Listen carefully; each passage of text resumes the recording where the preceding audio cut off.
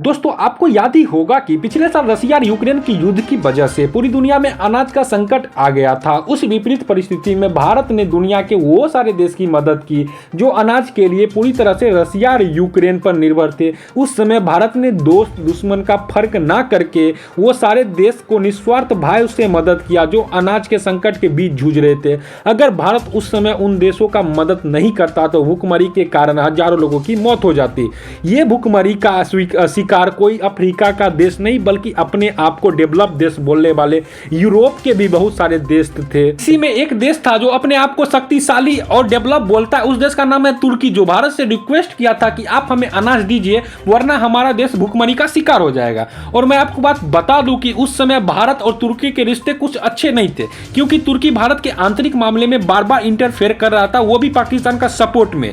बस इसीलिए भारत और तुर्की के रिश्ते कुछ खास नहीं थे। इतना सब हो जाने के बाद भी भारत दरिया दिल का प्रमाण देते हुए तुर्की की तरफ अनाज से लदे हुए बड़े बड़े जहाज तुरंत ही भेज दिए। लेकिन कहानी में तो ट्विस्ट यहाँ आ गई। भारत ने मदद के भाव से तुर्की की तरफ जो शिपमेंट भेजी थी, लेकिन तुर्की ने भारत के साथ ऐसा विश्वासघात किया कि भारत जीवन भर याद रखेगा। दरअसल कुछ ऐसा हुआ कि भारत के जो शिप जो थे अनाज लेकर तुर्की के पोर्ट पर जब पहुंचे तब तुर्की ने ये कह के अनाज लेने से मना कर दिया कि आपका अनाज तो सड़ा गला हुआ है, इसमें कीड़े पड़े हैं, ये तो इंसानों के खाने लायक है ही नहीं। ये भारत के लिए सबसे बड़ा झटका था। और ये झटका इसलिए नहीं था कि जो भारत का फाइनेंशियल लॉस हो जाएगा, बल्कि हमारा सबसे बड़ा अपमान तो तब हुआ जब तुर्की ने यह कह के अनाज लेने से मना कर दिया कि ये तो इंसान के खाने लायक है ही नहीं। इससे पूरी दुनिया में भारत की कृषि उत्पाद पर निगेटिव इंपैक्ट पड़ेगा। भारत के को बदनाम करने की कोशिश की गई और भारतीय अनाज के खिलाफ पूरी दुनिया में निगेटिव प्रचार करने की कोशिश की गई। तुर्की के इसी घाव को भारत आसानी से तो सह गया। बस उस अनाज को जो तुर्की के लिए भेजा गया था उसे तुर्की के पड़ोसी देश इजिप्ट को ही दे दिया गया।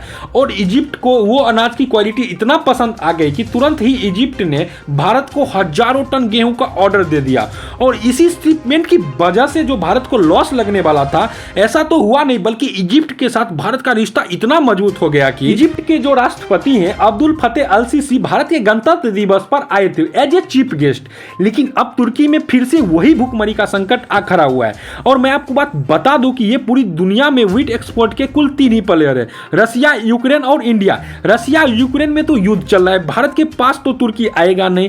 अब देखने में सबसे इंटरेस्टिंग ये होगा कि भूख के कारण तुर्की मरता है या भारत के पास गिड़गिड़ाता है, क्योंकि भारत तो इतनी आसानी से तुर्की को अनाज देगा नहीं। आज का सवाल यह है कि भारत को तुर्की को अनाज देना चाहिए या नहीं देना चाहिए, कमेंट बॉक्स में जरूर बताएं। जय हिंद।